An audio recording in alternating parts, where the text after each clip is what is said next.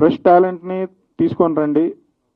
Fresh టాలెంట్ని మీరు రాణిస్తే చాలా మంది ఉన్నారు. మొన్న రీసెంట్గా ట్వీట్స్ వేశారు, మన ప్రొడ్యూసర్ కౌన్సిల్ మీటింగ్ అయిన తర్వాత కొత్త వాళ్ళతో చేస్తాము అని.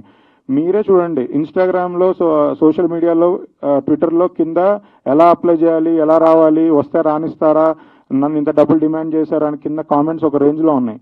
తర్వాత అసలు ఫ్రెష్ టాలెంట్ వస్తేనే కదా కొత్తగా చెప్పగలుగుతారు.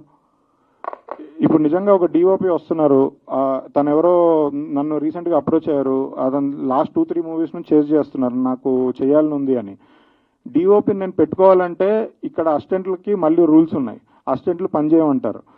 దాని తర్వాత లైట్ మ్యాన్లు దగ్గర నుంచి కూడా అదే ప్రాబ్లం, ఇంతమంది ఉంటే కానీ మేము రామంటారు. సో లేదు, ఇదంతా పక్కన పెడితే వాళ్ళకు యూనియన్లు ఉంటాయి, ఆ యూనియన్లో వాళ్ళు మెంబర్ అవుతూనే పనిచేయాలి అంటారు. అంటే ఇంకా అసలు కొత్తగా ఎవరు రాలేరు, ఇక్కడ ఉన్న డిఓపీలతోనే చేయాలి మనం.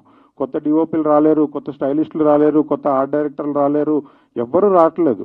సో ఇది అర్థం చేసుకొని పాత పద్ధతులు మార్చి కొత్త రూల్స్ రాసి అందరికీ అవకాశం కల్పించాలని మేము కోరుకుంటున్నాం. అప్పుడే మంచి మంచి కథలు వస్తాయి, మంచి సినిమాలు తీయగలుగుతాం, మంచి సినిమాలు థియేటర్లో ఆడతాయి, లేదా ఓటీటీలో చూసినా ఎక్కడ చూసినా మంచి సినిమాలు ఆదరించాలి అంటే ముందు మంచి సినిమాలు తీయాలి, అది అర్థం చేసుకోండి.